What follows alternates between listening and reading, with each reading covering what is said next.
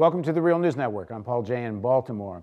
The Trans-Pacific Partnership, a new trade agreement that President Obama and his administration is leading the charge on.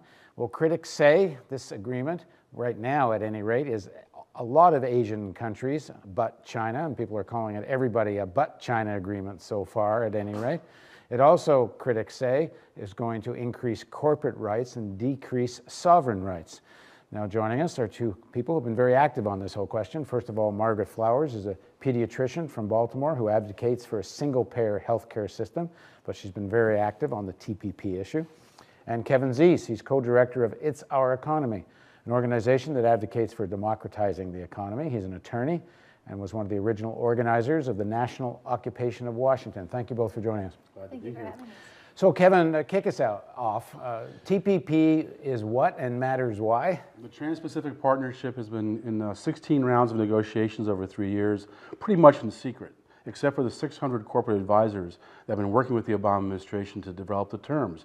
And it's called a trade agreement, but it's really much more than that. If you care about internet privacy, if you care about health care, financial regulation, labor rights, the environment, all these issues will be affected by the Trans-Pacific Partnership, and they'll give corporations more power than governments to control these issues, because profits will be the ultimate goal, much more important than people's necessities or protection of the planet. Which is a character of most of the free trade agreements, so-called free trade agreements, even NAFTA and some of the other ones that have been done.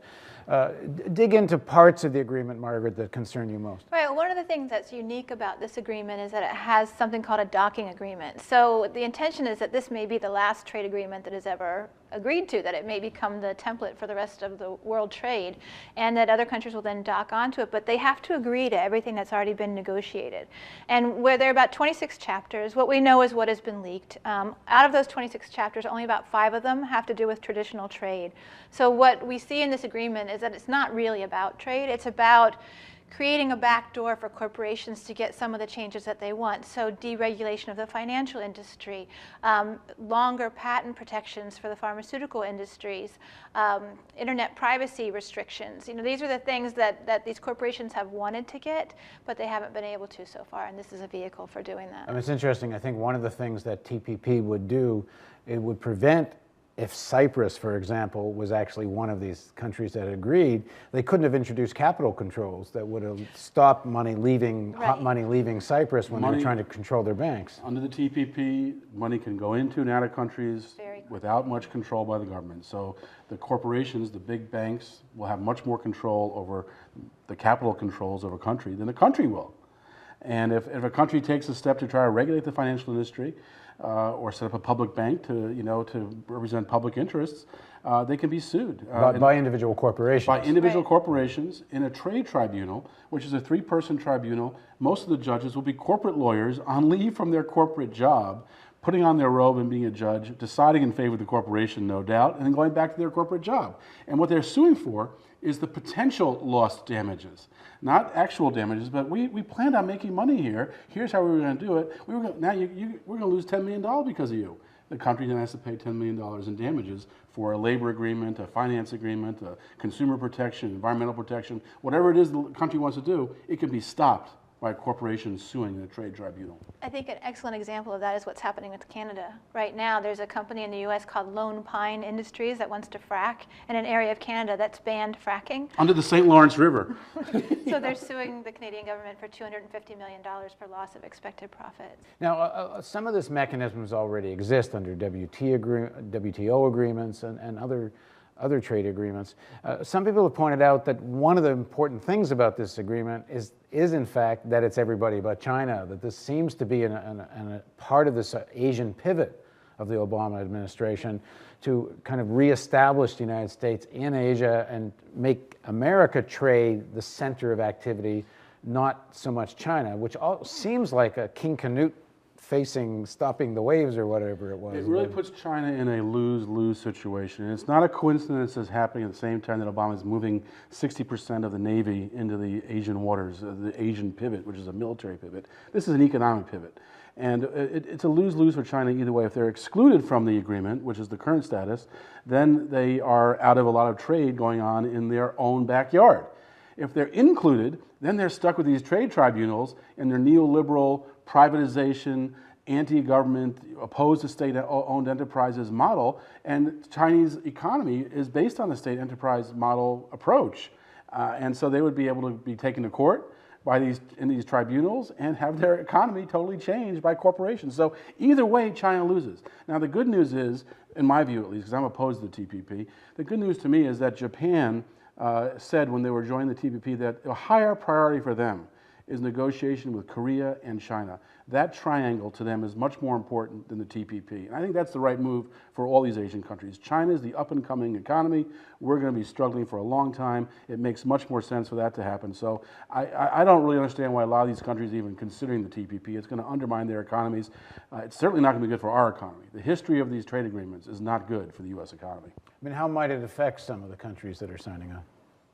Well, I mean, one of is the tribunal, of course. So if Vietnam wants to have some sort of worker rights, minimum wage or something like that, and a corporation says that that's going to cause them to lose expected profits, and they would sue Vietnam. Vietnam doesn't have the resources to handle that kind of a case. One of the big issues seems to be intellectual copyright, and particularly pharmaceuticals.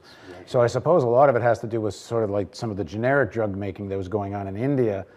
They want to stop it in India, but they also don't want it to spread to other countries. This is a huge concern because right now it looks like what they're trying to do is give the pharmaceutical corporations a 20-year patent. But in addition to that, if there's any kind of change in the medication, a new indication, a new formulation of it, that 20-year patent starts over again. So it delays the time to generics being allowed to be on the market. And that means for these lower income countries, it really means that they won't have access to life-saving medications. This is a huge issue. And it threatens not just the low-income countries.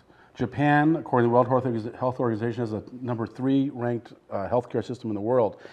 If the pharmaceuticals are allowed to keep these ongoing evergreen patents, their prices for their healthcare system is going to go way up because the medications are going to go way up. And there's even talk about, and doctors in Japan have said this, they're worried that this agreement will threaten their healthcare system. They don't want people being stuck like we are, coming to a doctor's office and saying, what kind of insurance do you have? They don't want to have that in Japan. And it's going to, again, slow down the creation of generic drugs because Exactly. the patents go on and So on. prices of healthcare, public healthcare, will go up. Yeah, which is clearly, I mean, we've talked about this in earlier interviews. I mean, pharma and the power of pharma in the United States is one of the biggest cost factors for why healthcare costs so much in the United States. Right. And this new healthcare plan did nothing really to control pharma. Correct. Right. Yeah.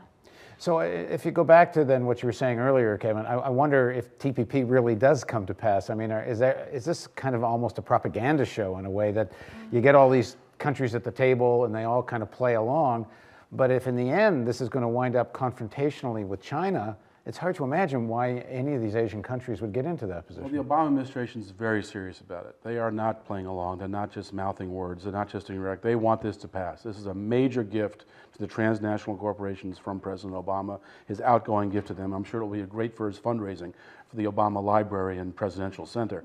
But this agreement can be stopped. I think that's the most important thing. People did not like NAFTA, and this is NAFTA on steroids. People did not like the WTO, and this is WTO on steroids. This is a global corporate coup, no matter what issue you care about, whether it's wages, jobs, protecting the environment, stopping the use of coal, stopping fracking. You pick the issue. This issue is going to adversely affect it. So every activist in this country should be working right now how they're going to stop the TPP. And the key thing on stopping the TPP is 2 things. First, this summer, Obama is pushing hard for a fast-track provision, which essentially gets Congress out of it.